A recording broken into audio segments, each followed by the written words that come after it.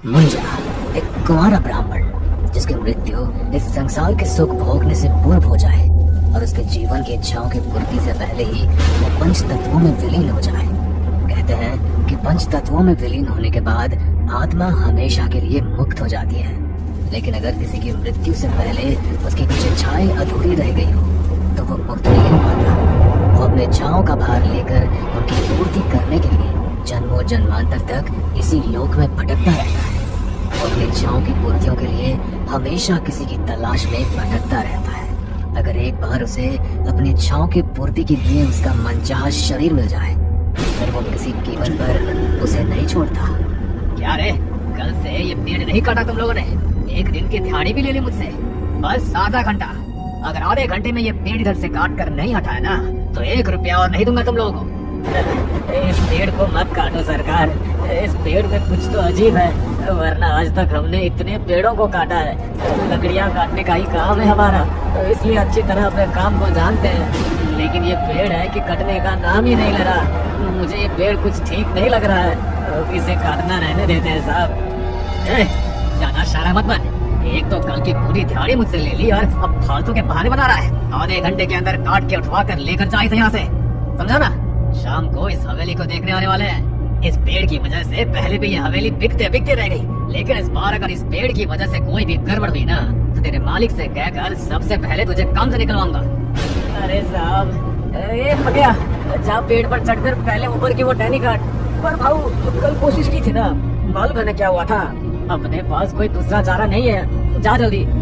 पेड़ की टहनियाँ काटने के लिए पकिया सीढ़ी लगाकर पेड़ पर चढ़ा।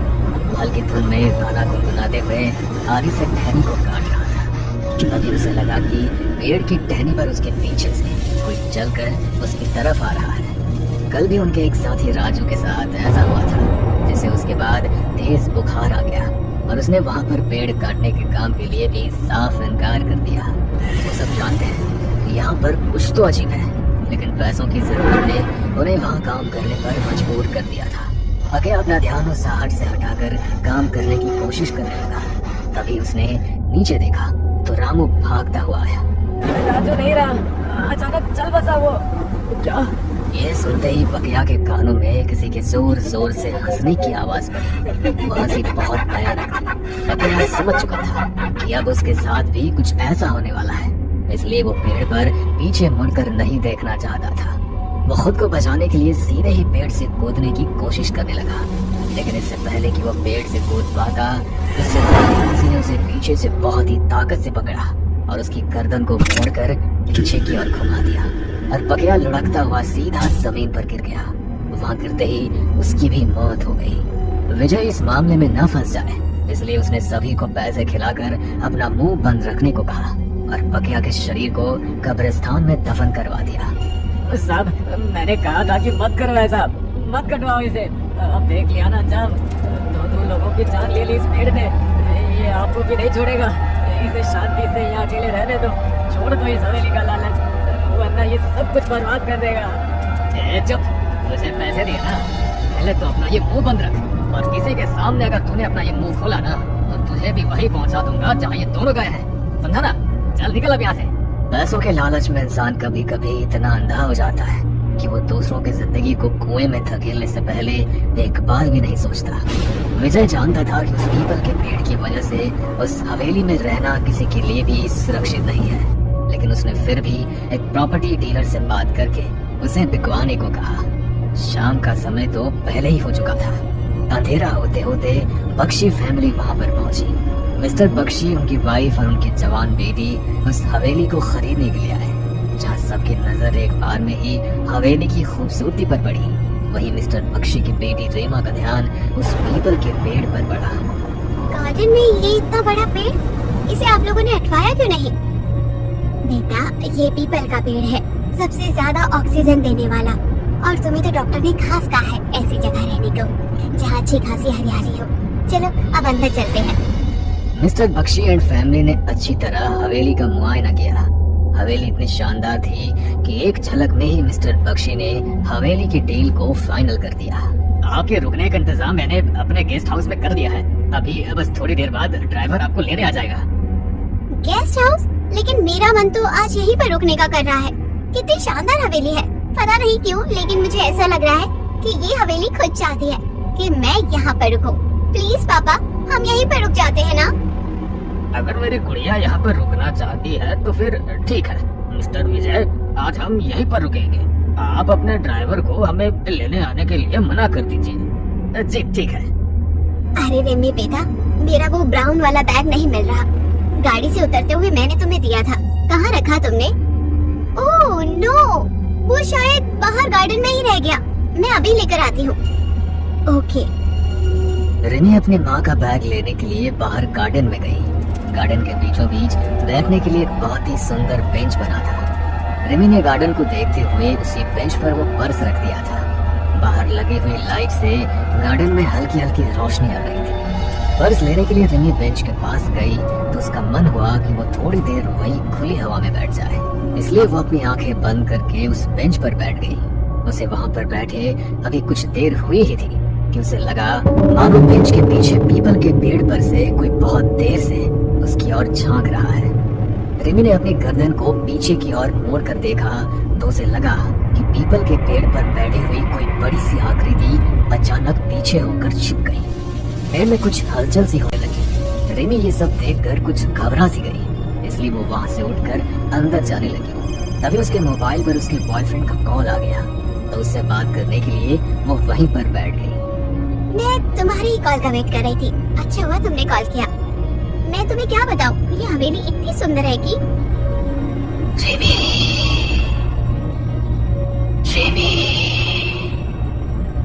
तुम बार बार इतनी अजीब सी आवाज से मेरा नाम क्यों ले रहे हो? देखो, तुम्हें पता है ना मुझे इन सब चीजों से कितना डर लगता है। प्लीज ऐसा मत करो। वैसे भी इस टाइम में बाहर गार्डन में बैठी हूँ और मेरे पीछे ही इतना बड़ा पीपल का पेड़ है।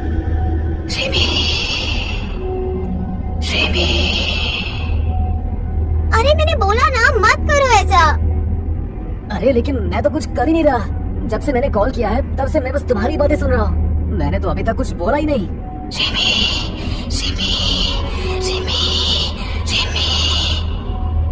अनीश के बात करते करते जब इस बार रिमी के कानों में वो आवाज पड़ी तो रिमी बेहद बुरी तरह डर गई। इस बार जब उसने अपनी गर्दन घुमाकर पीछे की ओर देखा तो ठीक उसके पीछे उस पेड़ की टहनी पर उसे बेहद भयानक जीव दिखाई दिया। उसका शरीर मानो हड्डियों का ढांचा और आंखों की पुतलियां बाहर को निकल कर आई हुई थी। शरीर का मांस बिल्कुल सूखा हुआ था और वो बेहद भयानक हंसी के साथ हंसते हुए रिमी की ओर देखने लगा। हेलो हेलो रिमी, तुम कुछ बोल क्यों नहीं रही हो? हेलो रिमी। अपनी आंखों के सामने इतना खौफनाक दृश्य देखकर रिमी इतनी डर चुकी थी कि डर के मारे उसके मुंह से एक शब्द भी नहीं निकल पा रहा था। तभी वो भयानक दिखने वाला राक्षस पेड़ की टहनियों से नीचे की ओर रेंगता हुआ रिमी की ओर बढ़ने लगा। डर के मारे रिमी के पैर मानो वहीं जम गए। उसकी आंखों में मानो उसकी मौत का डर छा चुका था, लेकिन उसके बावजूद भी वो अपने कदमों को वहाँ से हिला नहीं पा रही थी। तभी उसके कानों में उसे पीछे से एक आवाज सुनाई दी। अरे यहाँ पर खड़ी खड़ी क्या कर रही हो तुम? जल्दी अंदर चलो, खाना ठंडा हो रहा है। रिमी ने देखा कि उसकी माँ के वहाँ पर आते ही वो भयानक राक्षस पेड़ पर रेंगता हुआ अचानक पेड़ की टहनियों के बीच कहीं गायब हो गया। रिमी को समझ नहीं आ रहा था कि उसके साथ ये क्या हो रहा है। उसकी माँ ने उसका हाथ पकड़ा और उसे अंदर ले गई। उन सब ने खाना खाया। खाना खाकर रिमी अपने रूम में सोने के लिए गई, लेकिन अभी थोड़ी देर पहले उसके साथ जो भी हुआ उसके बारे में सोच सोच कर उसे नींद नहीं आ रही थी। वो इस कदर डर चुकी थी कि रूम में चल रहे एसी के बावजूद उसके माथे पर पसीना आया हुआ था। वो बस मेरा भ्रम था, ये सच नहीं हो सकता। बाहर अंधेरा था, शायद इसलिए मुझे भ्रम हुआ। वहाँ पर कोई नहीं था। रिमी खुद को समझाने की कोशिश कर रही थी कि तभी उसकी खिड़की पर हल्की ठक ठक हुई, मानो उसकी खिड़की को बाहर से कोई खटखटा रहा हो। ये भी मेरा भ्रम है। कोई भला मेरी खिड़की को कैसे खटखटा सकता है? रिमी, रिमी, रिमी। इस बार फिर से उसी आवाज में जब किसी ने रिमी का नाम पुकारा तो उसका पूरा शरीर डर के मारे पसीने से भीग गया। वो खुद को कंबल में भींचकर उस आवाज को नजरअंदाज करने की कोशिश करने लगी, लेकिन जैसे ही करवट लेते हुए रिमी का ध्यान अपने रूम की सीलिंग पर लगे पंखे पर पड़ा तो डर के मारे उसका पूरा शरीर सुन्न पड़ गया। उसके कमरे के पंखे पर वही भयानक राक्षस बैठा हुआ उसे एकदम उसी भयानक हंसी के साथ घूर रहा था। उसे देखकर रिमी के रोंगटे खड़े हो गए और वो इतनी ज्यादा डर गई कि अपने बिस्तर पर बेहोश हो गई। सुबह जब उसकी आंख खुली तो सबसे पहले उसने अपने बॉयफ्रेंड अनीश के पास कॉल की, लेकिन बहुत देर तक कॉल करने के बाद भी जब अनीश ने उसका फोन नहीं उठाया तो उसने अपने बॉयफ्रेंड के छोटे भाई अमन के पास कॉल किया, लेकिन सामने से अमन ने उसे जो कहा वो सुनकर रिमी के हाथ से फोन छूटकर नीचे गिर गया। भाई नहीं रहे। सुबह जब उन्होंने अपने रूम का दरवाजा नहीं खोला तो हमने तोड़ दिया। उनका पूरा शरीर सफेद पड़ चुका था, शरीर पर कीड़े रेंग रहे थे। लेकिन एक रात में ये सब कैसे हो गया कुछ समझ में नहीं आ रहा। ये कोई नेचुरल डेथ नहीं है, कुछ तो जरूर हुआ है। आगे की कहानी जल्दी आ रही है आपके अपने चैनल अनकहे किस्से पर।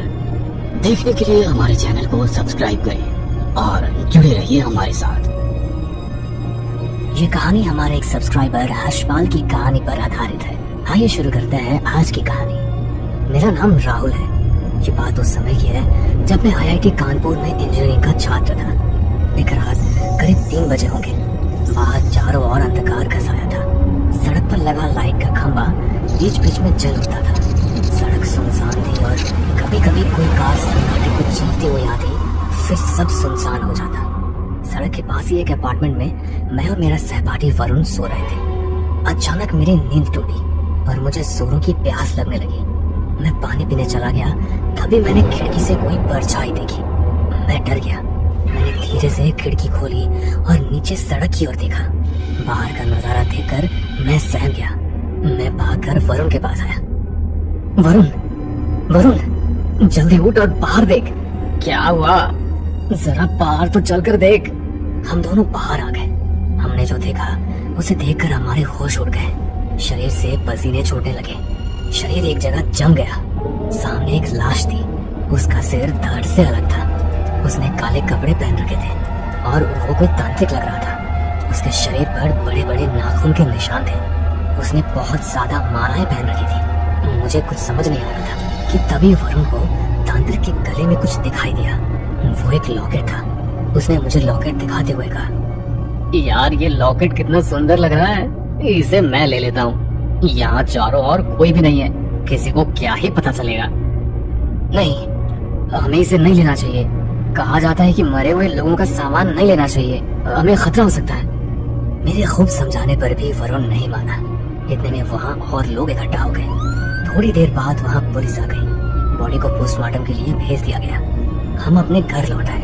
वरुण बाथरूम में चला गया। मैं लेटा ही था कि मुझे चीख सुनाई दी। वो चीख बाथरूम से आई थी। मैं दौड़कर बाथरूम की तरफ गया। जब मैं बाथरूम में पहुंचा तो मैं ये देखकर सुन्न रह गया कि बाथरूम के अंदर खून पड़ा था। मेरा शरीर सुन्न रह गया। मैं पसीने से तर हो गया। बाथरूम की खिड़की टूटी हुई थी। मैं घबरा गया। मैंने खिड़की से बाहर झांका।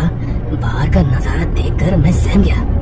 बाहर वरुण लहूलुहान पड़ा था। उसकी मौत हो चुकी थी। मैं जैसे ही नीचे जाने के लिए पीछे मुड़ा, मेरा ध्यान बाथरूम के शीशे पर गया। वहाँ खून से कुछ लिखा था, जिसे पढ़कर मुझे सारा माजरा समझ आ गया। उस पर लिखा था, मुझे वो लॉकेट दे दो वरना कोई जिंदा नहीं बचेगा, रागिनी। मैं नीचे गया। मैंने वरुण के हाथों से वही लॉकेट देखा। मैंने लॉकेट लिया।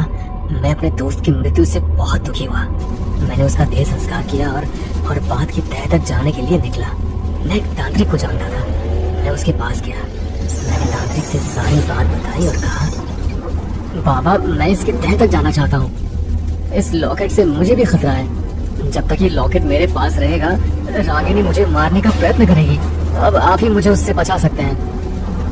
बेटा, तुम इस लॉकेट को हनुमान जी के मंदिर में उनकी मूर्ति के पीछे रख देना।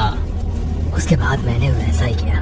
अब मुझे कोई खतरा नहीं था, पर मैं उस लॉकेट को ज्यादा दिनों तक मंदिर में नहीं रख सकता था, इसलिए मैं जल्दी से काम पर लग गया। मैंने पिछले कुछ दिनों के सारे अखबार देख डाले, पर मुझे कुछ न मिला। परंतु जैसे ही मैं कुर्सी से उठा, मुझे नीचे गिरा एक अखबार नजर आया। मैंने उसे उठाया, तभी मुझे रागिनी द मिस्टीरियस स्टोरी नाम से एक आर्टिकल नजर आया। मैंने उस अखबार से एड्रेस लिया और रागिनी के घर की तरफ चल पड़ा। जब मैं रागिनी के घर पहुंचा तो घर पर ताला लगा था। मैंने पड़ोसी से जाकर पूछा, अंकल क्या आप जानते हैं कि आपके पड़ोसी कहाँ हैं? बेटा अब इस घर में कोई नहीं रहता। इस घर में पंडित दीनानाथ और उसकी बेटी रहते थे। करीब 2 हफ्ते पहले उनकी बेटी गायब हो गई और इस दुख के मारे दीनानाथ जी भी चल बसे। क्या आप जानते हैं कि रागिनी कहाँ गई? बेटा वो रोज कॉलेज जाया करती थी, पर एक दिन वो घर नहीं लौटी। क्या पता कहाँ गई। तो आप लोगों ने उसकी खोज की? बेटा अमीरों की सब सुनते हैं, गरीबों की कौन सुनता है। बेचारा दीनानाथ देह त्यागने से पहले हर जगह फिरा, किंतु उसकी बेटी का पता न चला। FIR भी कराई, परंतु कुछ पता नहीं चला। क्या आप मुझे उसके कॉलेज का एड्रेस दे सकते हैं? हाँ बेटा। उन्होंने मुझे कॉलेज का एड्रेस दे दिया। अगर आप इजाजत दे तो मैं रागिनी के घर की तलाशी लेना चाहता हूँ। ठीक है बेटा, तुम तलाशी ले सकते हो। और ये कहकर उन्होंने मुझे रागिनी के घर की चाबी दे दी। मैं रागिनी के घर गया। जब मैं रागिनी के कमरे में पहुंचा और मैंने उसकी हर चीज देखी, वहाँ मुझे एक इत्र की शीशी दिखाई दी। मैंने उसे वहीं छोड़ दिया और घर के बाहर आ गया। रागिनी के घर पर तलाशी के दौरान मुझे कुछ हासिल नहीं हुआ। अब मैं उसके कॉलेज जाने की तैयारी करने लगा। जब मैं उसके कॉलेज की तरफ जा रहा था तो मैंने वहाँ रास्ते में एक दुपट्टा देखा। सड़क के दोनों ओर सुनसान जंगल था। मैं आश्चर्य में पड़ गया। पीले रंग का दुपट्टा, जिससे उस इत्र की ही महक आ रही थी जो मैंने रागिनी के कमरे में एहसास किया था। मैंने दुपट्टा उठाया और जंगल के अंदर की तरफ चलने लगा। कुछ दूर चलने पर मुझे गुफा दिखाई दी। मैं डरते डरते गुफा के अंदर गया। वहाँ का नजारा देख मेरे आश्चर्य का ठिकाना न रहा। सामने राक्षस की बड़ी सी मूर्ति थी। उसके नीचे रागिनी का शरीर था। उसकी गर्दन अलग पड़ी थी। खून के छींटे राक्षस के मुंह पर लगे थे। पास ही बलि का सामान था। मैंने उस तांत्रिक की तस्वीर को भी वहाँ देखा, जिसकी लाश मैंने और वरुण ने अपने घर के नीचे देखी थी। मैं सब समझ गया कि रागिनी की मृत्यु के पीछे क्या राज है। मैं वहाँ से कुछ दूर चला ही था कि वहाँ मुझे एक व्यक्ति दिखाई दिया। उसे गुफा के बाहर एक पेड़ से बंदी बनाया गया था। उसने तांत्रिक के समान काले कपड़े पहन रखे थे। गले में बड़ी बड़ी मालाएं थी। माथे पर भस्म लगी हुई थी। उस व्यक्ति ने मुझसे कहा, कौन हो बेटा? तुम यहाँ क्या कर रहे हो? वो तुम्हें नहीं छोड़ेगी। मेरे हाथ में पकड़े हुए उस दुपट्टे को देखते हुए उन्होंने पूछा, ये दुपट्टा तुम्हें कहाँ से मिला? मैंने बड़े आश्चर्यपूर्वक पूछा, आप इस दुपट्टे के बारे में कैसे जानते हैं? और कौन है जो मुझे नहीं छोड़ेगी? ये आप क्या कह रहे हैं? और आपको यहाँ बंदी किसने बनाया है? मैंने उस व्यक्ति को खोलने की चेष्टा की, परंतु उन रस्सियों में काली शक्ति का जादू था। मैं चाहकर भी उसे खोल नहीं पाया। तांत्रिक बोला, बेटा तुम चाहकर भी इन्हें नहीं खोल सकते। जिस गुफा से तुम अभी आ रहे हो वो मेरे शिष्य कालीनाथ की गुफा है। वो अमर होना चाहता था। अमर होने के लिए उसने दैत्य दानव की कठोर से कठोर साधना की। एक रात वो अपनी साधना पूरी करके फल की प्रतीक्षा कर रहा था। तभी हवन कुंड की अग्नि से एक राक्षस निकलकर उसके समक्ष आया। उसने कालीनाथ से कहा, अगर तू अमर होना चाहता है तो तुझे बलि देनी होगी। एक कुंवारी लड़की की बलि। वो लड़की जो सुबह इस रास्ते से सबसे पहले गुजरे, उस लड़की की बलि दे और संसार की समस्त शक्ति को अपने अधीन कर ले। इतना कहकर राक्षस वहाँ से चला गया। उस दिन कालीनाथ बहुत खुश हुआ। उसने सारी बात मुझे बताई। मैंने उसे समझाने की कोशिश की। मैंने उससे कहा, देखो वत्स, बुराई चाहे कितनी ही ताकतवर क्यों न हो, वो कभी अमर नहीं बन सकती। ऐसा होना सृष्टि के नियमों का उल्लंघन करना है। मेरे खूब समझाने पर भी वो नहीं माना और वहाँ से गुस्से में चला गया। जाते समय मैंने उससे कहा, देखो वत्स, यदि तुम ऐसा कार्य करोगे तो मुझे स्वयं तुम्हें रोकना होगा। उस वक्त तो उसने कुछ नहीं कहा और वहाँ से चला गया। अगले दिन जब मैं सो रहा था उसने मेरी दी शक्ति के द्वारा मुझे कैद कर दिया। अगले दिन सवेरे जब रागिनी अपने कॉलेज के लिए निकली तो कालीनाथ ने उसे पकड़कर गुफा में कैद कर दिया। वो लड़की चिल्लाती रही परंतु पापी ने उसे नहीं छोड़ा। उसने रागिनी की बलि देकर राक्षस की भूख शांत की। बदले में राक्षस ने उसे शक्तियों से भरा एक लॉकेट दिया और कहा, जो भी इस लॉकेट को धारण करेगा वो संसार में व्याप्त सभी काली शक्तियों का स्वामी हो जाएगा। परंतु इतना ध्यान अवश्य रखना कि ये शक्तियाँ तुम पर हावी न होनी पाए। इस लॉकेट की वजह से रागिनी ने तांत्रिक को मारा। रागिनी की सारी शक्ति इस लॉकेट में है, इसलिए वो इस लॉकेट को हासिल करना चाहती है। परंतु बाबा, जब हम तांत्रिक की लाश के पास पहुँचे थे तब भी लॉकेट वही था, और जब मैं वरुण की लाश के पास पहुँचा तब भी लॉकेट वरुण के हाथ में ही था। रागिनी को लॉकेट ले जाने का अवसर 2 बार मिला, फिर उसने लॉकेट क्यों नहीं लिया? बेटा, रागिनी लॉकेट खुद हासिल नहीं कर सकती। रागिनी को लॉकेट तभी स्वीकृत होगा जब कोई खुद अपने हाथों से उसे लॉकेट दे, और यदि उसे एक बार लॉकेट मिल गया तो वो शक्तिशाली हो जाएगी। फिर उसे रोकने का कोई साधन नहीं होगा। बाबा, क्या कोई उपाय है जिससे रागिनी की आत्मा को मुक्ति मिल सके? बेटा, हमें उस लॉकेट को नष्ट करना होगा। लेकिन बाबा, उसे तो हम अभी भी नष्ट कर सकते हैं ना?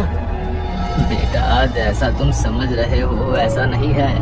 उस लॉकेट को तभी नष्ट किया जा सकता है जब पूर्णिमा की रात हो और चंद्रमा बिल्कुल तुम्हारे सिर पर हो, तभी उसे मारा जा सकता है। तो ठीक है बाबा, मैं उस लॉकेट को लेकर आता हूँ। आप बस इतना बता दीजिए कि पूर्णिमा की रात कब है? बेटा, तुम्हें जल्दी करनी होगी। पूर्णिमा की रात आज ही है। इसके बाद मैं लॉकेट लेने चला गया। जब मैं लॉकेट लेकर लौटा तो मैंने जो देखा उसे देखकर मैं सुन्न रह गया। मेरा शरीर पसीने से तर हो गया। तांत्रिक का शरीर खून से सना हुआ था। उसकी गर्दन रागिनी के हाथों में थी। रागिनी की लाल लाल आंखें, बड़े बड़े नाखून, भयानक चेहरा था। वो तांत्रिक को नोच नोच कर खा रही थी। मैं ये सब देखकर घबरा गया। मेरे पसीने छूटने लगे। मैंने जल्दी से अपने बाइक ली और भागने लगा। रागिनी ने मुझे देख लिया। वो मेरे पीछे आने लगी। मैंने बाइक तेज कर ली। वो अभी भी मेरे पीछे आ रही थी। रात हो चुकी थी। कुछ दूर चलकर मुझे एहसास हुआ कि वो मेरे पीछे नहीं है। सुनसान जंगल में आकर मेरी बाइक का पहिया जाम हो गया। मुझे कुछ समझ नहीं आ रहा था।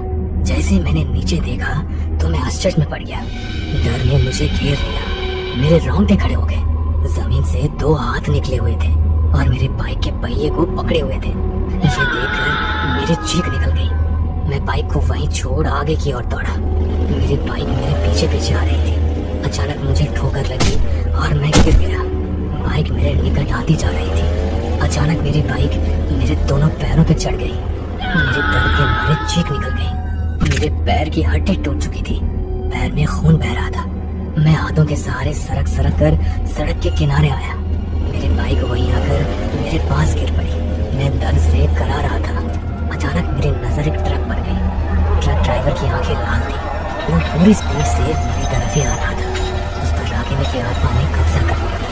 मैंने जल्दी से अपने जेब से वो कागज निकाला जिस पर रागिनी का आर्टिकल लिखा था, क्योंकि उस कागज के सिवा मेरे पास और कुछ नहीं था। मैं अपनी बाइक के पास सरकते हुए गया। मैंने अपनी बाइक को न्यूट्रल कर रेस छोड़ दी और कागज को पेट्रोल में भिगोकर इंजन के पास लगा दिया। कागज में आग लग गई। मैंने देखा चांद सर के ऊपर था। ट्रक अभी भी मेरी तरफ ही आ रहा था। मैंने लॉकेट को आग में रख दिया। कागज के साथ लॉकेट भी जल गया। लॉकेट के जलते ही ट्रक में भी आग लग गई और रागिनी का अंत हुआ।